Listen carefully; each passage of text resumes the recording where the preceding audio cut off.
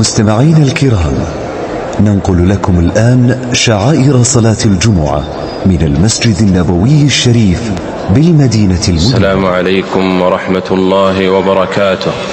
সকল প্রশংসা মহান আল্লাহর জন্য, যিনি তার দিনকে রহমত, ঐক্য, একতার দিন করেছেন, যে তার শরীয়তের প্রতি আত্মসমর্পণ ও আনুগত্য করে তার জন্য নাজাত নির্ধারণ করেছেন। তিনি মুসলিমদের ঐক্যের নির্দেশ দিয়েছেন এবং তার দিনকে আঁকড়ে ধরতে ও অনুসরণ করতে আদেশ করেছেন। তিনি নিষেধ করেছেন মতবিরোধ, বিচ্ছিন্নতা ও দ্বন্দ্ব থেকে। আমি সাক্ষ্য দিচ্ছি যে আল্লাহ ছাড়া সত্য কোনো উপাস্য নেই, তিনি একক, তার কোনো শরীক নেই। আরো সাক্ষ্য দিচ্ছি যে মুহাম্মদ সাল্লাল্লাহু আলাইহি ওয়াসাল্লাম আল্লাহর বান্দা ও তার রাসূল। তিনি তার উপর অর্পিত রিসালাত পৌঁছে দিয়েছেন, আমানত যথাযথভাবে আদায় করেছেন, উম্মতকে উপদেশ দিয়েছেন এবং মৃত্যু পর্যন্ত যথাযথভাবে আল্লাহর রাস্তায় জিহাদ করেছেন।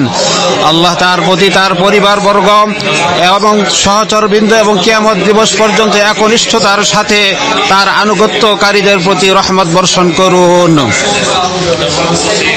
অতঃপর আল্লাহর বান্দাগণ, আমি আপনাদেরকে আল্লাহর তাকওয়া অবলম্বনের ওসিয়ত করছি, কেননা তাকওয়াই হলো ইহকাল এবং পরকালে নাজাতের মাধ্যম। মহান আল্লাহ তাআলা বলেন, হে মুমিনগণ, তোমরা যথাযথভাবে আল্লাহর তাকওয়া অবলম্বন করো এবং তোমরা মুসলিম না হয়ে কোন অবস্থায় মৃত্যুবরণ করো না। তিনি আরো বলেন, হে ঈমানদারগণ, তোমরা আল্লাহর তাকওয়া অবলম্বন করো এবং সঠিক কথা বলো, তাহলে তিনি তোমাদের জন্য তোমাদের কাজ সংশোধন করে দিবেন এবং তোমাদের পাপ সমূহ ক্ষমা করবেন। আর যে ব্যক্তি আল্লাহ তার রাসূলের আনুগত্য করে, সে অবশ্যই মহা সাফল্য অর্জন করবে। হে মানব সকল, ইমামত তথা রাষ্ট্রীয় সর্বোচ্চ শাসনাবার হলো এমন একটি বৃত্তি যার উপর নির্ভর করে দিনের মূলনীতিগুলো প্রতিষ্ঠিত হয়, জাতির স্বার্থ নিয়ন্ত্রিত হয় এবং এর মাধ্যমে শরীয়তের বিধানগুলো সমুন্নত হয়। মহান আল্লাহ প্রত্যেক জাতির জন্য একজন ইমাম নিযুক্তির অনুমোদন দিয়েছেন, যাকে তিনি রাষ্ট্র পরিচালনার দায়িত্ব দিয়েছেন, তার কাছে শাসনাভার অর্পণ করেছেন, তার উপর ন্যায় বিচার করা আবশ্যক করেছেন এবং অধীনস্থদের উপর তার কথা শ্রবণ ও আনুগত্য করার অধিকার দিয়েছেন। মহান আল্লাহ তাআলা বলেন, ইয়া আইয়ুহাল্লাযীনা আমানু আতিউল্লাহা ওয়া আতিউর রাসূল ওয়া উলিল আমরি মিনকুম। হে ঈমানদারগণ, তোমরা আল্লাহর আনুগত্য করো, রাসূলের আনুগত্য করো, আর আনুগত্য করো তোমাদের মধ্যকার ক্ষমতাশীলদের। অতঃপর কোন বিষয়ে তোমাদের মধ্যে মতভেদ ঘটলে তা উপস্থাপিত করো আল্লাহ রাসূলের নিকট, যদি তোমরা আল্লাহ ও আখিরাত ঈমান এনে থাকো। এ পন্থাই উত্তম এবং পরিণামে প্রকৃষ্টতর। ইরবাজ বিন সারিয়া রাদিয়াল্লাহু তাআলা হতে বর্ণিত, তিনি বলেন, একদিন রাসূলুল্লাহ সাল্লাল্লাহু আলাইহি সাল্লাম আমাদেরকে সঙ্গে নিয়ে ফজরের সালাত আদায় করলেন। অতঃপর আমাদের দিকে ফিরে আমাদের উদ্দেশ্যে মর্মস্পর্শী উপদেশ দিলেন, তাতে চোখগুলো অশ্রুসিক্ত হলো, অন্তরগুলো বিগলিত হলো।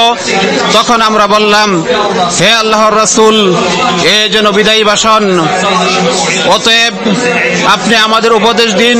তিনি বললেন, আমি তোমাদেরকে আল্লাহ ভীতি এবং শ্রবণ ও আনুগত্যের উপদেশ দিচ্ছি, কারণ তোমাদের মধ্যে আমার পরে যারা জীবিত থাকবে তারা অচিরেই অনেক মতবিরোধ দেখবে।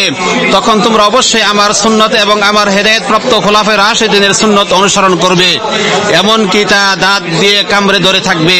আর সাবধান থাকবে ধর্মে নব আবিষ্কৃত প্রতিটি বিষয় সম্পর্কে, কারণ প্রত্যেক নব আবিষ্কৃত বিষয় বিদআত এবং প্রত্যেক বিদআতই পথভ্রষ্টতা।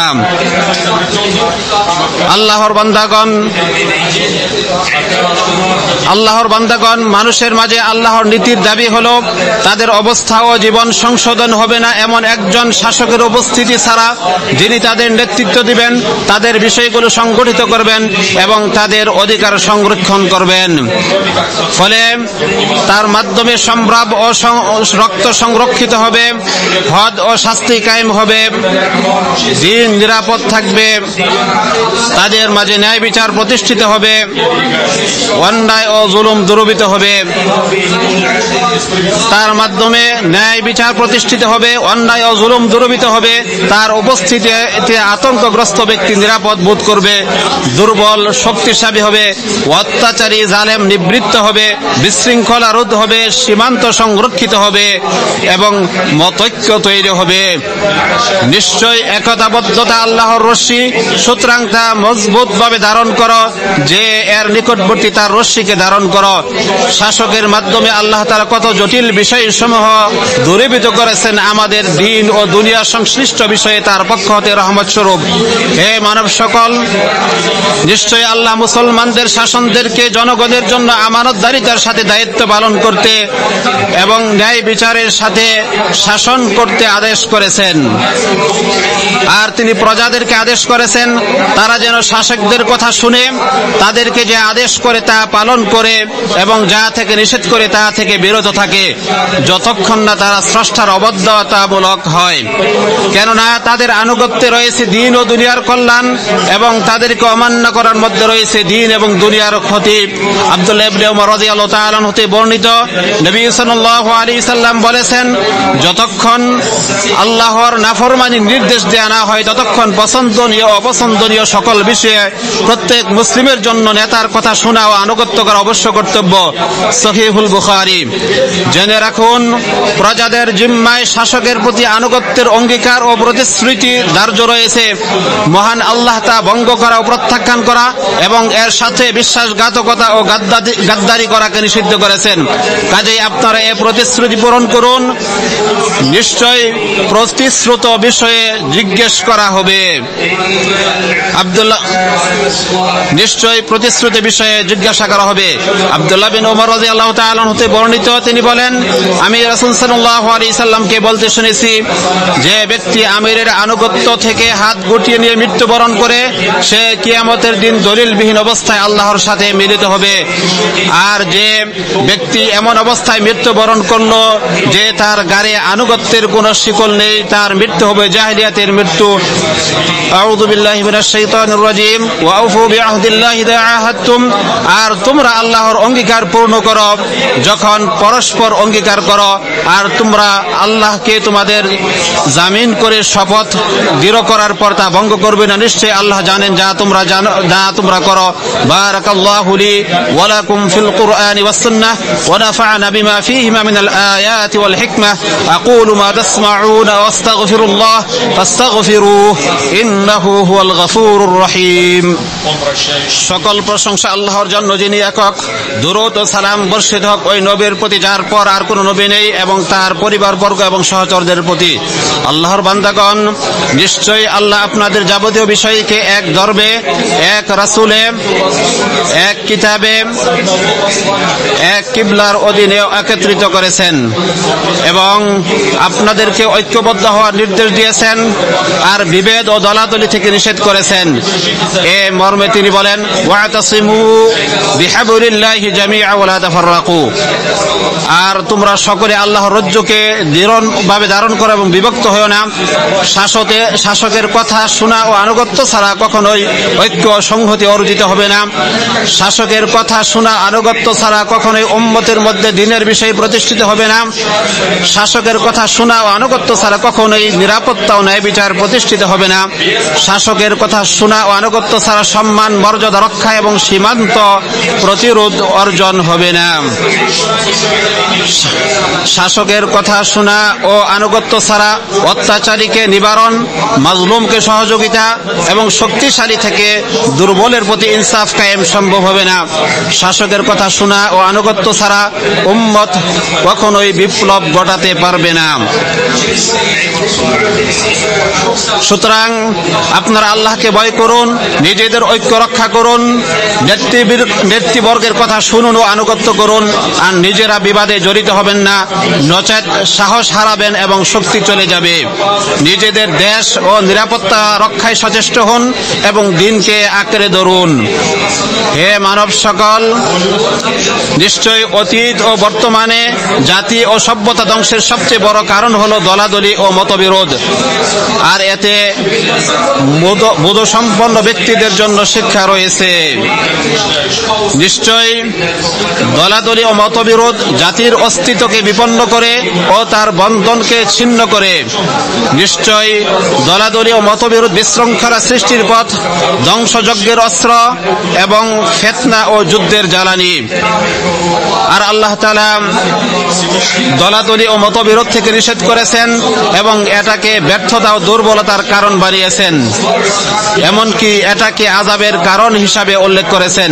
তিনি বলেন, ওয়াতিউল্লাহ ওয়া রাসূলাহু ওয়া লা তানাযাউ, আর তোমরা আল্লাহ ও তার রাসূলের আনুগত্য করো, নিজের মধ্যে ঝগড়া করবে না, করলে তোমরা সাহস হারাবে এবং তোমাদের শক্তি বিলুপ্ত হবে। তিনি বলেন, আর তোমরা তাদের মতো হইও না যারা তাদের নিকট স্পষ্ট নিদর্শন সমূহ আসার পরে বিচ্ছিন্ন হয়েছে এবং নিজেদের মধ্যে মতান্তর সৃষ্টি করেছে, আর তাদের জন্য রয়েছে মহাশাস্তি।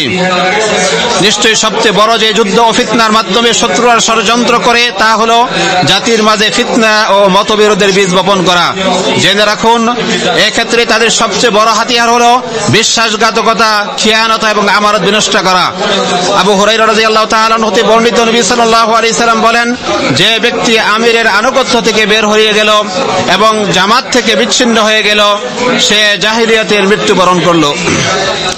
আর যে ব্যক্তি লক্ষ্যহীন নেতৃত্বের পতাকা ধরে যুদ্ধ করে গোত্রপ্রীতির জন্য ক্রুদ্ধ হয়, অথবা গোত্রের দিকে আহ্বান করে, অথবা গোত্রের সাহায্যার্থে যুদ্ধ করে আল্লাহর সন্তুষ্টির কোনো ব্যাপার থাকে না, আর তাতে নিহত হয়, সে জাহিলিয়াতের মৃত্যুবরণ করে। যে ব্যক্তি আমার উম্মতের ভালো মন্দ সকলকে নির্বিচারে হত্যা করে, মুমিনকেও রেহাই দেয় না, এবং যার সাথে সে প্রতিশ্রুতিবদ্ধ হয় তার প্রতিশ্রুতিও রক্ষা করে না, সে আমার কেউ নয় আর আমিও তার কেউ নই। সহিহ মুসলিম। আর হে আল্লাহ, মুসলমানদের অবস্থার উন্নতি করুন, তাদেরকে নিজ নিজ দেশে নিরাপত্তা দিন, তাদেরকে ঐক্যবদ্ধ করুন, তাদের কথাকে সত্যের উপর একত্রিত করুন, তাদের হৃদয়ের মিলন করুন এবং নিজেদের বিষয়গুলোকে সংশোধন করে দিন।